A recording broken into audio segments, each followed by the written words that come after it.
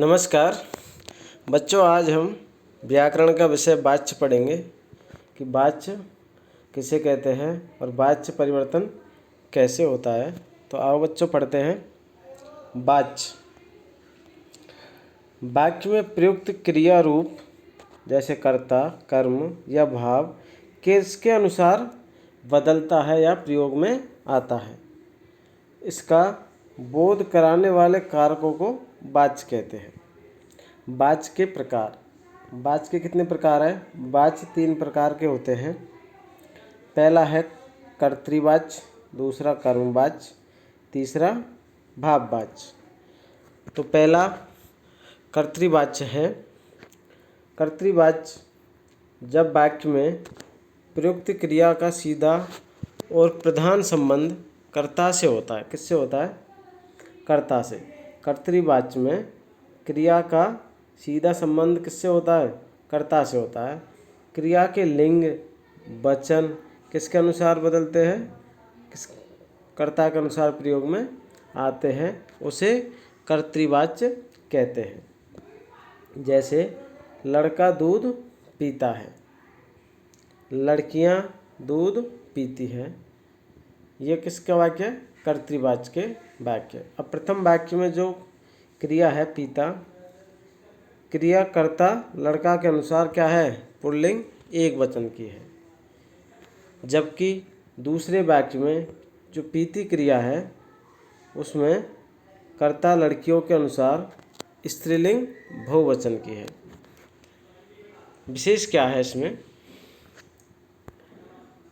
आदरणार्थ, जैसे आदर के अनुसार हम बोलते हैं ना, आप के लिए क्रिया सदैव किस में आती है? बहुवचन में होती है। जैसे आप जा रहे हैं, तो जा रहे हैं, रहे क्या हो गया? बहुवचन की क्रिया हो गई। आप से, ये क्या है? आदरार्थ शब्द है। अब आते हम कर्मवाच्य पर। जब वाक्य में प्रयुक्त क्रिया का संबंध सीधा किससे होता है? कर्म से होता है। किससे होता है? कर्म से। कर्तृवाच्य में कर्ता से होता है। कर्मवाच्य में सीधा संबंध क्रिया का किससे होता है? कर्म से होता है। अर्थात क्रिया का लिंग और वचन कर्ता के अनुसार न होकर कर्म के अनुसार होते हैं। जो क्रिया का लिंग और जो वचन है वो कर्ता के अनुसार न होकर किसके अनुसार होता है? कर्म के अनुसार होता है। उसे कर्मवाच्य कहते हैं। कर्मवाच्य सदैव सकर्मक क्रियाओं का ही होता है। सकर्मक, जिसमें क्रियाओं के साथ क्या हो? कर्म दिया हुआ हो, क्योंकि इसमें कर्म की क्या रहती है? प्रधानता रहती है। जैसे राम ने चाय पी, सीता ने दूध पिया। इन दोनों वाक्यों में जो प्रथम वाक्य है उसमें क्रिया क्या है? पी। ये क्या है? स्त्रीलिंग एक वचन है। जो वाक्य में प्रयुक्त कर्म क्या है? चाय। चाय भी क्या है? स्त्रीलिंग एक वचन के अनुसार आई है। द्वितीय वाक्य में जो पिया क्रिया है वो पुल्लिंग एक वचन में है। जो वाक्य में प्रयुक्त कर्म क्या है? यहाँ पर दूसरा वाक्य, सीता ने दूध पिया, दूध क्या हो गया? कर्म हो गया। कर्म कैसा? पुल्लिंग एक वचन का अनुसार है। तो यहाँ पर कर्मवाच्य की 2 स्थितियाँ हैं। कर्मवाच्य की दोनों स्थिति कौन कौन सी है? एक तो है कर्ता युक्त कर्मवाच्य, जिसमें कर्ता दिया हुआ हो, और कर्ता रहित कर्मवाच्य, जिसमें कर्ता ना हो। तो पहला है कर्ता युक्त कर्मवाच्य। जब वाक्य में कर्ता विद्यमान हो तो वह तृतीयक कारक की स्थिति में होता है। तृतीयक कारक की स्थिति में होता है। जैसे अर्थात कर्ता कारक, यानी जो उसका विभक्ति चिन्ह है, जैसे कर्ता ने क्या है? इसका विभक्ति चिन्ह है। तथा ऐसी स्थिति में क्रिया बीते समय की होगी। किसकी होगी? भूतकाल की होगी। जैसे नरेंद्र ने मिठाई खाई, तो खाई क्या है? क्रिया भूतकाल की है और इसमें कर्ता का विभक्ति चिन्ह क्या है? ने है। रोजी ने दूध पिया, पिया क्रिया भूतकाल की है। कर्ता युक्त इसमें क्या दिया हुआ है? कर्ता दिया हुआ है। अब कर्ता रहित कर्मवाच्य कैसा है? कर्ता के बिना। तो कर्ता रहित कर्मवाच्य की स्थिति में वाक्य में प्रयुक्त कर्म ही प्रत्यक्ष कर्ता के रूप में प्रयुक्त होता है, यानी जो कर्म दिया हुआ होता है वही कर्ता के रूप में प्रयोग में आता है। ऐसी स्थिति में क्रिया संयुक्त होती है। कैसी होती है? संयुक्त। जैसे एक ओर अध्ययन हो रहा था, दूसरी ओर मैच चल रहा था। जबकि क्रिया की पूर्णता की स्थिति में क्रियापद के गठन में आ गई। जैसे ई ए मुख्य धातु में न जुड़कर उसके तुरंत बाद में क्या हो जाती है? प्रयुक्त सहायक धातु से जुड़ते हैं। जैसे अनथेनी की घड़ी चुरा ली गई, चोर पकड़ लिए गए। इस प्रकार हम तीसरे और अंतिम प्रकार पर है वाच्य के पे। कौन सा? भाव वाच्य। जब वाक्य में प्रयुक्त क्रिया न तो कर्ता के अनुसार होती है और न ही किसके अनुसार होती है? कर्म के अनुसार, बल्कि असमर्थता के भाव के साथ वहाँ क्या होता है? भाव वाच्य होता है। क्या होता है? भाव वाच्य होता है। जैसे देखेंगे उदाहरण के लिए, आँखों में दर्द के कारण मुझसे पढ़ा नहीं जाता। मुझसे पढ़ा नहीं जाता, इससे हमें क्या पता चलता है इस स्थिति में? कि अकर्मक क्रिया का ही प्रयोग भाववाच्य में होता है। भाववाच्य की एक स्थिति यह है कि यदि क्रिया सकर्मक हो तथा कर्ता और कर्म दोनों त्रियक अर्थात विभक्ति चिन्ह युक्त हो तो क्रिया सदैव पुल्लिंग, अन्य पुरुष, एक वचन, भूतकाल की होगी। जैसे राम ने रावण को मारा, लड़कियों ने लड़कों को पीटा। अब आते हैं हम वाच्य परिवर्तन पर। वाच्य परिवर्तन किस प्रकार होता है? कर्तृवाच्य से कर्मवाच्य बनाना। कर्तृवाच्य में कर्ता की प्रधानता होती है, जबकि कर्मवाच्य में किसकी होती है? कर्म की। अतः किसी वाक्य को कर्तृवाच्य से कर्मवाच्य बनाते समय वाक्य में कर्ता को प्रधानता न देकर उसे गौण बना दिया जाता है तथा कर्म को प्रधानता दी जाती है। जब कर्तृवाच्य से हम कर्मवाच्य में वाक्य को बदलेंगे तो जो कर्ता है उसको गौण बना दिया जाता है और जो कर्म है उसकी प्रधानता दी जाती है कर्म को।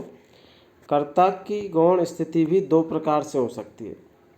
एक, कर्ता को करणकारक या माध्यम के रूप में प्रयुक्त कर उसके साथ से के द्वारा आदि विभक्तियां लगाकर, या दूसरी स्थिति में कर्ता का लोप ही कर दिया जाता है।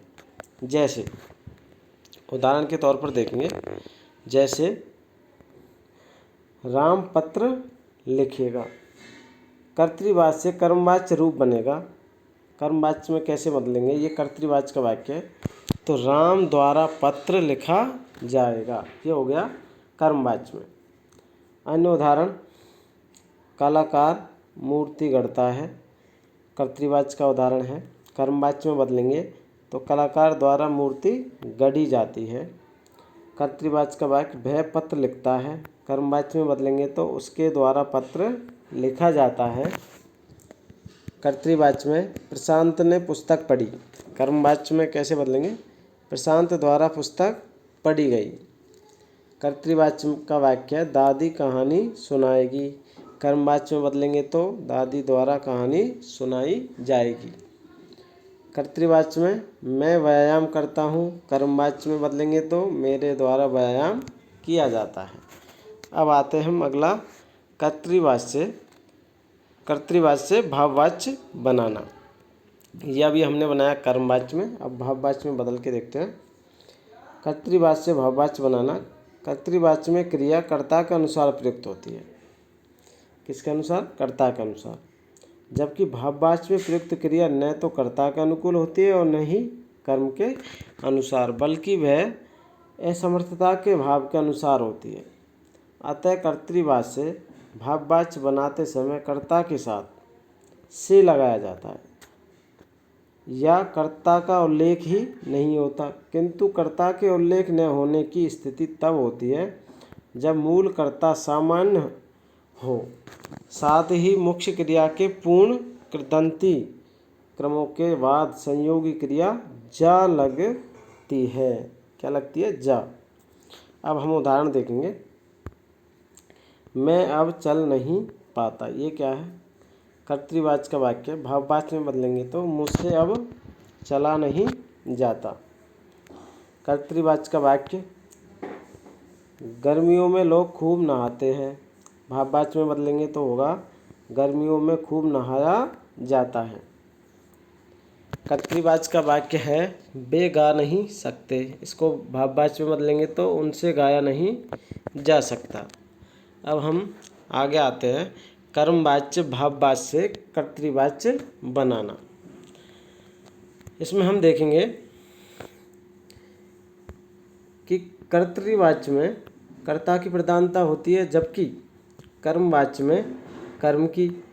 अतः कर्मवाच्य से कर्तृवाच्य बनाते समय पुनः कर्ता के अनुसार क्रिया प्रयुक्त कर देंगे। किसके अनुसार? कर्ता के अनुसार क्रिया को प्रयोग में लाया जाता है। जैसे यहाँ देखेंगे हम, उसके द्वारा पत्र लिखा जाएगा। ये हो गया क्या? कर्मवाच्य। तो कर्तृवाच्य में वह पत्र लिखेगा। बच्चों द्वारा चित्र बनाए गए, तो बच्चों ने चित्र बनाए, कर्तृवाच्य में हो जाएगा। गधे द्वारा बोझ ढोया गया, यहाँ हम कर्तृवाच्य बनाएंगे तो गधे ने बोझ ढोया। इस प्रकार वाच्य परिवर्तन होते हैं। बच्चों, आपको वाच्य परिवर्तन अच्छे से समझ में आ गए होंगे। अब आप इस वीडियो को लाइक कीजिए, शेयर कीजिए और मेरे चैनल को सब्सक्राइब कीजिए। धन्यवाद।